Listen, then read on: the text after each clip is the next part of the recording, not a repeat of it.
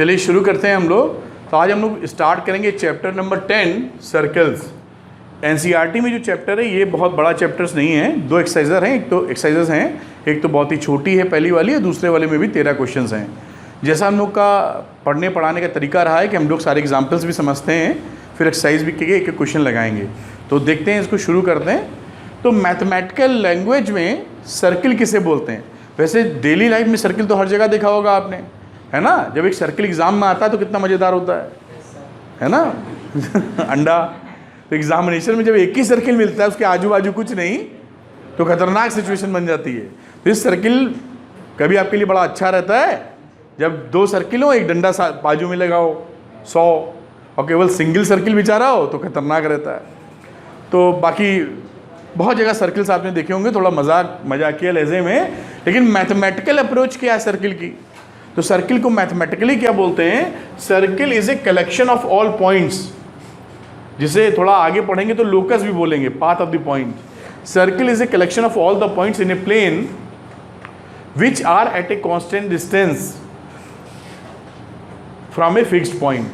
मतलब अगर हम एक फिक्स्ड पॉइंट ले लें जिसे आप सेंटर बोलते हैं, तो इससे जो भी पॉइंट लेंगे, ये कलेक्शन उन पॉइंट्स का है जो इस पॉइंट से सेम डिस्टेंस पे, यानी ये डिस्टेंस अगर r है तो ये डिस्टेंस भी r है, ये डिस्टेंस भी r है, ये सारे पॉइंट 1 2 3 4 इन्फिनिटी, ये सारे पॉइंट तो मिलके क्या बना देंगे? ये सर्किल। तो फिक्स डिस्टेंस का मतलब रेडियस और फिक्स पॉइंट का मतलब है सेंटर। सर्किल हमेशा 2D स्ट्रक्चर होता है। सर्किल और फुटबॉल 3D है, स्फीयर होता है, स्फीयर गोला, और सर्किल 2D है। जैसे आप भी 2D इस पे 0 ऐसे लिख देंगे तो दिस इज 0 सर्किल, मतलब this is not football. Football is a 3D structure, वो भी गोला होता चारों तरफ से, लेकिन 3D है। मोटे तौर पे कॉइन को भी समझ सकते हैं, अगर उसकी मोटापन समझते हैं ना, वो लगभग ये मान लें कि वो है ही नहीं, ठीक है? तो इस तरीके से ये 2-4 लाइनें एक्स्ट्रा मैं इसलिए बोल रहा हूँ कि आपके दिमाग में ये घुस जाए कि सर्किल 2D स्ट्रक्चर होता है। एक्स एक्सेस वाई एक्सेस होती है, जेड नहीं होती, या कोई भी बाकी 2 होगी तो एक तीसरी नहीं होगी, ठीक है? अब इसके बारे में 9th में भी आपने पढ़ा था, बेसिक चीज़ें, वो सब आपको मालूम होगा। कॉर्ड किसे कहते हैं, सेकंड किसे कहते हैं, उम्मीद करते हैं, ठीक? अब चर्चा को आगे ले चलते हैं। एक सर्किल और एक स्ट्रेट लाइन के बीच में क्या रिलेशनशिप हो सकती है? तो पहली रिलेशनशिप क्या है कि सर्किल अपने रास्ते हो और स्ट्रेट लाइन अपने रास्ते हो, दोनों में कोई लेना देना नहीं है, ये पहला किस्सा। दूसरे किस्से में दोनों में सर्किल और लाइन एक दूसरे को क्रॉस कर गई, इंटरसेक्ट कर गई। और तीसरे में क्या हुआ कि थोड़ा तमीज़ से इंटरसेक्ट कर गई, मतलब एक ही पॉइंट पे इंटरसेक्शन है। तो ऐसी सिचुएशन जब होती है, तो अगर P Q a straight line है तो बोलते हैं P Q is called non intersecting lines with respect to the circle. ये नॉन इंटरसेक्टिंग, कहीं इसको काट नहीं रहा है ना विकास?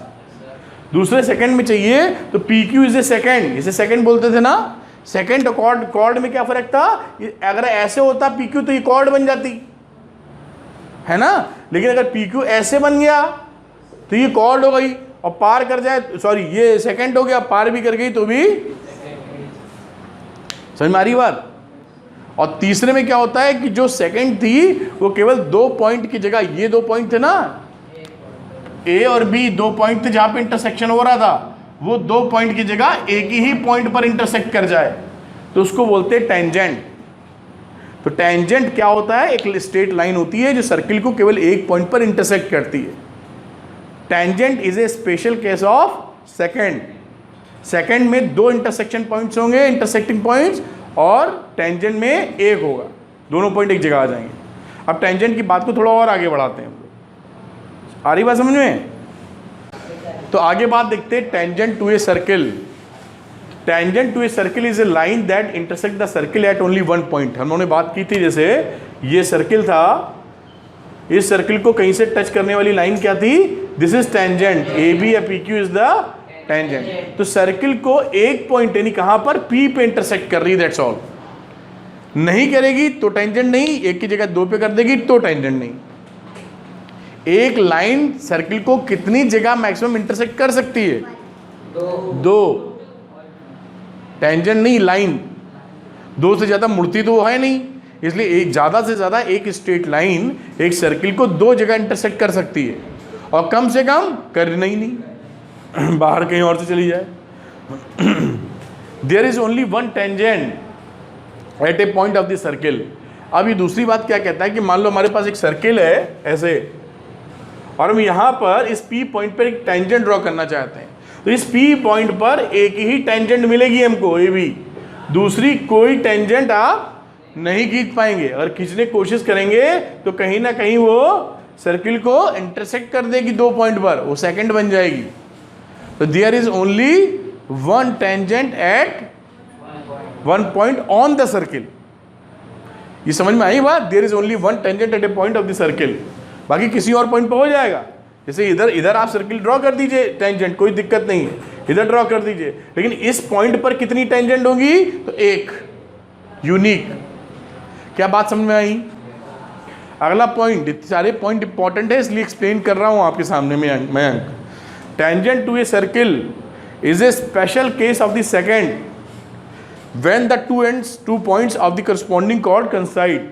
अब मान लीजिए कहने का ये मतलब है कि अगर ये सर्किल है, ये सेकंड कोई बना रखी है, तो सेकंड में ये जो कहानी है दो पॉइंट इसके mn मान लो, ये जब कोइंसाइड कर जाए तो कोइंसाइड कैसे करेंगे? मान लो इसको और इधर ले आओ तो ये दोनों mn पास आ गए ना, और दूर ले और पास, इधर ले आओ और पास आ गए, और ले आओ तो और पास आ गए। एक समय ऐसा होगा ये mn कोइंसाइड कर जाएंगे और पॉइंट ए बना देंगे, देन इसको बोलोगे this is tangent.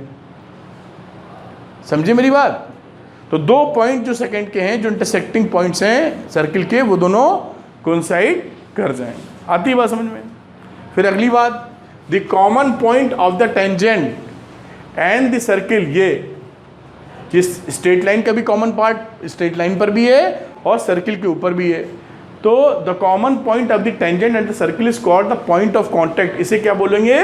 Point of contact, point of contact, ये वाला point P point. And the tangent is set to the touch the circle at the common point, और इस point of point of contact को straight line touch करते हुए जा रहा है। ठीक है, ये मेन बातें थी जो हमारे सामने आ गई। एक छोटी सी थ्योरम होती है, उसकी भी बात कर लेते हैं लगे यार। एक थ्योरम है, ये बहुत ही बेसिक थ्योरम है। The tangent at any point of a circle is perpendicular to the radius through the point of contact. मतलब कोई सर्किल अगर आपने ऐसे लिया है और कोई भी टेंजेंट ऐसे खींची सपोज करिए इस P पॉइंट पर, तो अगर आप सर्किल से सेंटर से उसको मिला दोगे तो ये एंगल कितना होगा? ये बोलती कि प्रूफ करके दो, ये याद तो रखनी है, बड़ी जगह इस्तेमाल भी होगी। तो प्रूफ क्या है? सर्किल है, पॉइंट ऑफ कॉन्टैक्ट पर P है, एक्स वाई हमारी टेंजेंट है, ये टेंजेंट है। तो अब देखिए हमारा एक पॉइंट ले लेते हैं अदर देन Q, जो सर्किल पर नहीं है। P कहाँ पर है? स्ट्रेट लाइन पर भी और सर्किल पर भी। ये पॉइंट ऑफ कॉन्टैक्ट है, पॉइंट ऑफ कॉन्टैक्ट दोनों जगह पाया जाता है। तो अब हमने एक पॉइंट लिया कहाँ? स्ट्रेट लाइन पर। तो अब ये पॉइंट सर्किल पे नहीं है, तो या तो ये अंदर है सर्किल के, या ये सर्किल के बाहर है कि नहीं? जब सर्किल पे नहीं है तो उसका मतलब क्या? ये अंदर है, बाहर है, ये तो हो सकता है। अगर ये पॉइंट Q सर्किल के अंदर है, अगर ये पॉइंट Q सर्किल के अंदर है तो O से इसका ये रेडियस से कम हो जाएगा, और इसका मतलब होगा कि ये कहाँ से पास हो रहा है? ये क्या बना रहा है? सेकंड, जो कि गिवन है कि टेंजेंट है, तो सेकंड तो हो नहीं सकती। फिर से एक बार, हमारा P पॉइंट स्ट्रेट लाइन पर भी था और सर्किल पे भी था, बहुत बढ़िया। अब हमने एक ऐसा पॉइंट चूज किया P के अलावा, जो पॉइंट ऑफ कांटेक्ट के अलावा स्ट्रेट लाइन पे कहीं मौजूद है। अब अगर ये पॉइंट ऑफ कांटेक्ट के अलावा स्ट्रेट लाइन पे मौजूद है तो इस सर्किल के या तो अंदर हो सकता है या बाहर। सर्किल पे तो P था ना, टेंजेंट तो ये टच करती है, तो उस दिशा में अगर ये सर्किल के अंदर है तो हमारी स्ट्रेट लाइन कैसी होनी चाहिए? तो फिर सेकंड बन जानी चाहिए, और सेकंड ये है नहीं है, ये टेंजेंट गिवन है द टेंजेंट, तो सेकंड की तो बात ही नहीं। इसका मतलब Q सर्किल के अंदर नहीं हो सकता, क्योंकि Q अगर सर्किल के अंदर होगा तो ये स्ट्रेट लाइन कैसी होनी चाहिए? सेकंड। भाई ये Q पॉइंट अगर अंदर कैसे हो जाएगा? अगर अंदर होगा तो उसको फाड़ना पड़ेगा, ऐसे फाड़ना पड़ेगा, तभी तो Q अंदर होगा। समझे कि नहीं? कोई पॉइंट आप स्ट्रेट लाइन पे लें और सर्किल के अंदर मौजूद हो तो वो कब हो सकता है? जब वो सेकंड हो, वरना ये हो ही नहीं सकता। अब अगर ये सर्किल के बाहर है, अगर ये सर्किल के बाहर है तो OQ हमेशा बड़ी होगी OP से, क्योंकि OP क्या है, रेडियस, और ये सर्किल से बाहर है इसलिए मोर देन रेडियस है, तभी तो सर्किल से बाहर है। If this is always more than radius then shortest length क्या मिली, OP, और हम जानते हैं कि शॉर्टेस्ट लेंथ कब मिलती है, जब 90 डिग्री का एंगल बन रहा हो। That means this straight line and radius is making angle of 90 degree, वही शॉर्टेस्ट पॉसिबल डिस्टेंस होती है, बाकी अलावा उससे बड़ी होती है। क्या ये समझ पाए? हमें लगता है गौरी एक बार और बोलने की ज़रूरत है, क्योंकि ये थोड़ा सा कंफ्यूजिंग है ना। इन्होंने बोला था कि एक टेंजेंट है already, XY is a tangent. उस टेंजेंट, वो टेंजेंट है तो कहीं P पॉइंट पे टच भी तो कर रही होगी, तभी तो टेंजेंट बोलोगे। अब हमने एक पॉइंट कंसीडर किया स्ट्रेट लाइन के ऊपर अदर देन P, तो P पर नहीं है तो स्ट्रेट लाइन पे कहीं और है। अगर कहीं और है तो सर्किल से उसका रिश्ता क्या है, सर्किल के या तो अंदर है या तो बाहर है, क्योंकि सर्किल पे पाया जाने वाला और स्ट्रेट लाइन पे पाया जाने वाला तो एक ही पॉइंट था। ठीक, अगर वो सर्किल के अंदर है तो उसका मतलब क्या है, ये सेकंड हो गई, टेंजेंट हो नहीं सकती, तभी तो अंदर जाएगा पॉइंट। और अगर ये अंदर नहीं है, जो हो नहीं सकता, तो इसको बाहर होना चाहिए। अगर ये बाहर है तो ये जो रेडियस है R', ये R से हमेशा बड़ा होगा, क्योंकि R' तो R से बड़ा ना, सर्किल के बाहर है, R तो उसका इतना ही है, R' ये पूरा है, तो R' is greater than R, है ना। तो कोई भी डिस्टेंस कहीं ले लो, कहीं भी, हमेशा क्या होगा, इसके R से बड़ा होगा। तो शॉर्टेस्ट पॉसिबल लेंथ क्या हुई, R। तो शॉर्टेस्ट पॉसिबल लेंथ कैसे आती है, जब हमारे दोनों के बीच में 90 डिग्री का एंगल बने। इसका मतलब अगर हम लोग टेंजेंट जहाँ बन रही है उसके पॉइंट ऑफ कांटेक्ट को सेंटर से मिला दें तो रेडियस और टेंजेंट के बीच में बनने वाला एंगल 90 डिग्री। क्या ये समझ गए? ठीक है, अब आगे की बात करेंगे। प्रूविंग यही स्टेटमेंट है जो लिखा, किताब में भी कहानी लिखी है, वही किताब की कहानी मैं लिख दूंगा, जो मैंने समझाया वही लिखना है आपको, है ना। क्या लिखेंगे, let us consider a point Q other than P। जो मैंने बोला उसी को कथा लिख देंगे, अभी उसको फायदा नहीं है। आप क्या लिखेंगे, Q ना, तो लिखो let us consider a point Q other than P, then Q cannot be inside the circle. Inside the circle क्यों? Because if it is so, then the straight line must be a chord. Must be a chord, which is not the case. Which is not the case. आप समझ रहे हैं, मतलब क्या ये tangent है ना, इस तरह से कहानी है।